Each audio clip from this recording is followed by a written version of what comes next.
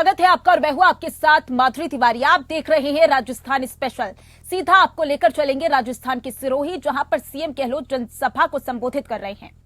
चर्चा करनी चाहिए लोकतंत्र में। तो हमारी कोई कमी रही है कानून में, स्कीमों में, गारंटी में, उसकी बात नहीं करेंगे, भड़काने वाली बातें करेंगे। भड़काने में आपको नहीं आना है, ये मेरी बोलावण आपको है।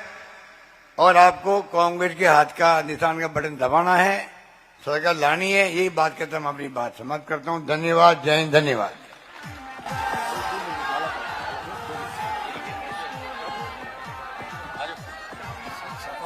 राजस्थान में सत्तारूढ़ कांग्रेस पार्टी की ओर से विधानसभा चुनाव के लिए अपना घोषणा पत्र जारी किया गया। कांग्रेस के राष्ट्रीय अध्यक्ष मल्लिकार्जुन खड़गे, राजस्थान के मुख्यमंत्री अशोक गहलोत, कांग्रेस के प्रदेशाध्यक्ष गोविंद सिंह डोटासरा इसे जारी किया। घोषणा पत्र समिति के अध्यक्ष सीपी जोशी ने कहा कि कांग्रेस की ओर से जो 7 गारंटी दी गई है वो उनकी प्राथमिकता रहेगी। डॉक्टर सीपी जोशी ने कहा, लोगों को महंगाई से राहत देने के लिए हमने पहले 10 गारंटी योजना जारी की थी, अब हम 2030 का विजन लेकर आगे बढ़ रहे हैं। हम किसानों को आश्वस्त करना चाहते हैं कि स्वामीनाथन कमेटी की रिपोर्ट के आधार पर एमएसपी देंगे। पहली बार किसानों को बिना ब्याज 2 लाख का ऋण देंगे ताकि वे वित्तीय संसाधन उपलब्ध कर सके। युवाओं को नौकरी देने के लिए पंचायत स्तर पर भर्ती की जाएंगी। इसके लिए एक नया कैडर बनाया जाएगा। सामाजिक सुरक्षा हमारा मोटो भी है, सोशल सिक्योरिटी। हम तो मांग करते हैं केंद्र सरकार से, पूरे देश में राहुल गांधी जो लेके आए थे न्याय योजना 6000 वाली, उसका विस्तार करते हुए राइट टू सोशल सिक्योरिटी मिले देशवासियों, हर परिवार को दुनिया के मुल्कों की तरह मंथली पैसा मिले। हमने यहाँ 1 करोड़ लोगों को हम लोग पेंशन दे रहे हैं 1000 रुपये। तो मैं कहना चाहूँगा कि इस प्रकार से जो हमारी सोच है वो देश के लिए आवश्यक है। हम विश्व गुरु बनने की बात करते हैं, कुपोषण यहाँ पर है, भूखमरी यहाँ पर है, कैसे बात बनोगे विश्व गुरु? इसको संभालो। पहले 4 कानून पास किए सोनिया गांधी जी ने और मनमोहन सिंह जी ने, right to education, food security act, information और नरेगा का 5वां कानून पास हो, राइट टू सोशल सिक्योरिटी। सब बोली होती है कहीं भी मार्केट में, तो कोई अगर ऑक्शन में ठहरता है किसी चीज़ के लिए, कोई बोलता है कि भाई धान खरीदने का है, तो कोई बोलता है 500 रुपये, तो दूसरा बोलता है 501, 502। ऐसा आज मोदी गवर्नमेंट हम कर रहे हैं, ये देखकर उन्होंने भी 1 रुपये 2 रुपये कई चीज़ों में बढ़ा ले। तो लोग ये सुनेंगे नहीं। तुम कितना भी कोशिश करो, इस बार फिर से राजस्थान में कांग्रेस आएगी।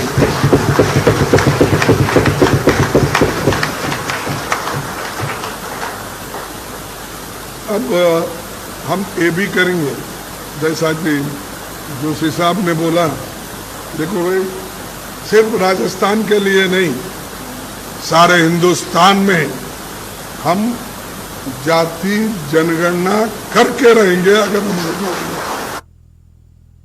तो कांग्रेस ने घोषणा पत्र जारी कर दिया है, कई वादे किए हैं। महिलाओं की सुरक्षा के लिए सीसीटीवी कैमरे भी लगाए जाएंगे। साथ ही किसानों को जो लोन दिया जाएगा उसमें ऋण नहीं लगेगा। किसानों ने राजस्थान के लिए जारी किया है घोषणा पत्र। और ज्यादा जानकारी के लिए संजय दत्ता हमारे साथ जुड़ चुके हैं। संजय, इस बार कांग्रेस के घोषणा पत्र में क्या कुछ नया?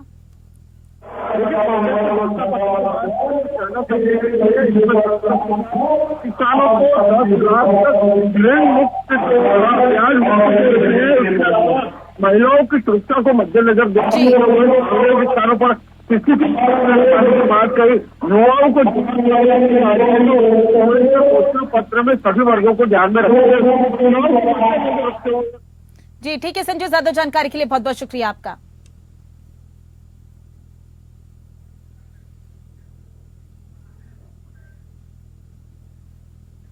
राजस्थान के चुनावी रण में पीएम मोदी आज जयपुर पहुंचे, जहां उन्होंने जनसभा कर कांग्रेस पर जमकर निशाना साधा। उन्होंने कहा कि भारत को आजादी को 75 वर्ष पूरे हो गए हैं और अब हमारे सामने विकसित भारत का लक्ष्य है। ये राजस्थान को विकसित बनाए बिना भारत को विकसित बनाने का लक्ष्य अधूरा है, लेकिन भ्रष्टाचार, परिवारवाद और तुष्टीकरण नाम के देश के तीन दुश्मन हमारे बीच है, तब तक ये संकल्प पूरा होना मुश्किल है और कांग्रेस इन तीन बुराइयों की सबसे बड़ी प्रतीक है। आज कांग्रेस के समर्थन से राजस्थान में समाज विरोधी ताकतों के हौसले बुलंदी पर है। राजस्थान में इंसान का सरेआम गला काटा जा रहा है, जश्न मनाया जा रहा है। झालावाड़ में दलित युवकों के साथ क्या हुआ, ये भी पूरे देश ने देखा है। तीज त्योहार के लिए मशहूर राजस्थान में रामनवमी, होली, हनुमान जयंती जैसे त्योहार दंगों की भेंट चढ़ गए। कांग्रेस सरकार में छबड़ा और गंगधार में क्या हुआ था, ये क्या कोई भूल सकता है क्या? आप मुझे बताइए, ये दंगाइयों पर कड़ा एक्शन होना चाहिए था कि नहीं होना चाहिए था? वो जेल में होने चाहिए थे कि नहीं होने चाहिए थे? उन पे सजा होनी चाहिए थी कि नहीं होनी चाहिए थी?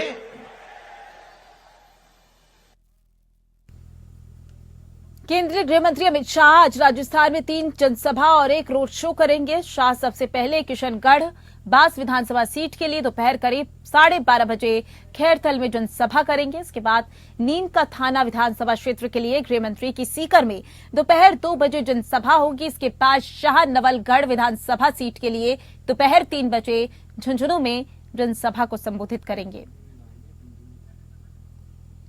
तो गृह मंत्री अमित शाह का यह दौरा काफी अहम रहने वाला है। कांग्रेस पर अमित शाह हमला बोलते हुए नजर आएंगे। कई सारे उनके कार्यक्रम आयोजित किए गए हैं। जनसभा भी संबोधित करते हुए गृह मंत्री अमित शाह नजर आने वाले हैं। चुनाव हैं, साथ ही इसी के चलते बीजेपी के जो दिग्गज नेता हैं वो एक एक करके पहुंच रहे हैं राजस्थान में, जहां जनसभा को संबोधित करते हुए भी नजर आ रहे हैं। पीएम मोदी का दौरा और उसके बाद फिर गृह मंत्री अमित शाह का दौरा कई मायनों में महत्वपूर्ण माना जा रहा है। कांग्रेस पर अमित शाह हमला बोलते हुए भी नजर आएंगे। राजस्थान में विधानसभा चुनाव है और इसी को लेकर पार्टियां एक दूसरे पर आरोप लगाती हुई भी नजर आ रही हैं। कांग्रेस की बात कर लीजिए, कांग्रेस के भी दिग्गज नेता राजस्थान का दौरा कर रहे हैं। एक तरफ जहां कांग्रेस भाजपा पर आरोप प्रत्यारोप का दौर चला रही है, तो वहीं दूसरी तरफ बीजेपी भी आरोपों की झड़ियां कांग्रेस पर लगाती हुई नजर आ रही है।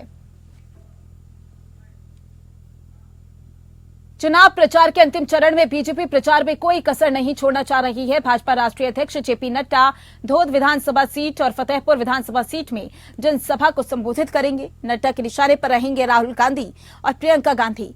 सीएम गहलोत पर भी नड्डा निशाना साधते हुए नजर आएंगे।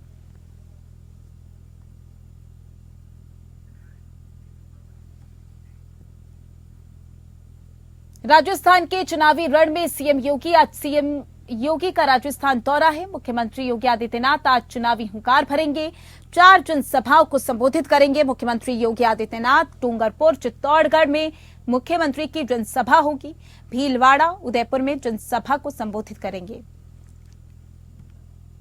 जहां सांगानेर से कांग्रेस प्रत्याशी पुष्पेंद्र भारद्वाज ने विधानसभा के विभिन्न हिस्सों में सिंधी समाज के साथ गोपाष्टमी का पर्व धूमधाम से मनाया। उन्होंने विधि विधान से गौ माता की पूजा की। उन्होंने माता को हरा चारा, गुड़ और चना की दाल खिलाई। उन्होंने गौ माता से विधानसभा वासियों की खुशहाली की कामना की। साथ ही उन्होंने गौ माता से जीत का आशीर्वाद भी मांगा। इसके अलावा भारद्वाज ने वार्ड 71 और वार्ड 73 में जनसंवाद किया, कार्यालयों का उद्घाटन किया। इस दौरान व्यापारियों ने माला साफा पहनाकर जमकर स्वागत किया। उन्होंने व्यापारियों से कहा कि मैंने पिछले 5 साल में सभी वर्गों के लिए अनेक विकास के कार्य किए।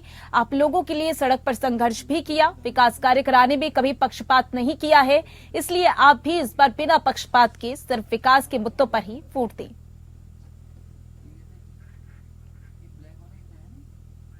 अखिल भारतीय कांग्रेस कमेटी के मीडिया और पब्लिसिटी विभाग के चेयरमैन पवन खेड़ा ने राजस्थान प्रदेश कांग्रेस कमेटी मुख्यालय जयपुर पर आज यूट्यूब पर जारी वीडियो प्रदर्शित किया। उन्होंने बीजेपी सांसद और तिजारा से बीजेपी प्रत्याशी बाबा बालकनाथ पर वीडियो में लगाए गए आरोप और खुलासे पर प्रेस वार्ता को संबोधित किया। पवन खेड़ा ने कहा कि बाबा बालकनाथ का हम सब सम्मान करते हैं। नाथ संप्रदाय से है, हम उनका मन से आदर करते हैं, लेकिन कनाडा के निवासी जगमनदीप सिंह ने वीडियो डाला है। 10 से 15 दिन पहले भी इन्होंने कृषि मंत्री तोमर को लेकर कुछ खुलासा किया था, लेकिन मोदी जी व्यस्त हैं और उन्होंने जवाब नहीं दिया है। आज आए इस वीडियो में लगाए गए आरोपों के आधार पर यह पूछना आवश्यक है कि तिजारा की कौन सी तिजारी है। जिस 52 करोड़ का जिक्र वीडियो में है, वह 52 करोड़ रुपया बाबा बालकनाथ के पास कहां से आए। आजकल प्रधानमंत्री जी ने सोचना बंद कर दिया। हार से या तो डर गए, क्रिकेट की हार से डरे, कर्नाटक की हार से डरे, हिमाचल की हार से डरे, राजस्थान, मध्य प्रदेश, छत्तीसगढ़, तेलंगाना की आने वाली हार से डर रहे, हमें नहीं मालूम। लेकिन आजकल बिना सोचे समझे बोलते हैं, बिल्कुल सोच के नहीं बोलते। और साहब गहलोत सरकार ने प्रचार कर दिया, क्यों नहीं करें साहब? वर्ल्ड चैंपियन आप हो प्रचार की, हम मानते हैं, वो श्रेय आपसे कोई नहीं ले सकता। वर्ल्ड चैंपियन आप ही रहोगे प्रचार के, लेकिन थोड़ा बहुत प्रचार विज्ञापन तो हमें भी कर लेने दीजिए। और नियमानुसार होते हैं प्रचार, तो हम भी नियमानुसार करते हैं, उम्मीद है आप भी नियमानुसार करते होंगे। आप तो डरा धमका के मीडिया से खबरें गायब करते हो। आज यहां बड़े परेशान हो रहे थे कि हाँ हमने रेड मारी, इतनी मेहनत की, सारी एजेंसियों को हमने लाकर राजस्थान में खड़ा कर दिया, खबर नहीं चली। अरे खबर तब चलेगी ना जब खबर में कुछ सच होगा। ये राजस्थान का मीडिया है, ये झूठ नहीं परोसता। आप कितना ही डरा लीजिए मेरे राजस्थान के इस मीडिया को, ये डर के मारे आपका झूठ नहीं चलाएंगे। राजस्थान में होने वाले विधानसभा चुनाव के दिन जैसे जैसे दिन नजदीक आ रही हैं, वैसे वैसे प्रत्याशी अपनी जीत को लेकर सब हथकंडे अपना रहे हैं और जीतने वाले प्रत्याशी को दबाने का काम कर रहे हैं। ऐसा ही एक मामला पुष्कर विधानसभा के गांव सिनोदिया से सामने आया है, जहां देर रात कांग्रेस के प्रत्याशी नसीम अख्तर के काफिले की गाड़ियों को एक बिना नंबरी बजरी से भरे डंपर ने टक्कर मार दी। हादसे के समय नसीम अख्तर एक सभा को संबोधित कर रही थी, तभी सामने से तेज रफ्तार में आ रहे डंपर ने उनके काफिले के वाहनों को निशाना बनाया और मौके से फरार हो गए। डंपर की टक्कर से नसीम अख्तर के काफिले की आधा दर्जन गाड़ियां क्षतिग्रस्त हो गई। वहीं कांग्रेस प्रत्याशी नसीम अख्तर ने इस हादसे के पीछे भाजपा प्रत्याशी सुरेश सिंह रावत को जिम्मेदार बताया और कहा कि पुष्कर से उनकी जीत सुरेश सिंह रावत को बर्दाश्त नहीं हो रही है, वह चुनाव हार रहे हैं और इसी का नतीजा है कि वह इस तरह की घटना को अंजाम दे रहे हैं। वहीं इस हादसे में जाट समाज के अध्यक्ष की गाड़ी को ज्यादा नुकसान पहुंचा है और मामूली चोटें भी आई हैं। हादसे की सूचना के बाद मौके पर पहुंची पुलिस ने वाहनों को साइड करवाया। फिलहाल पुलिस मामले की जांच में जुटी है।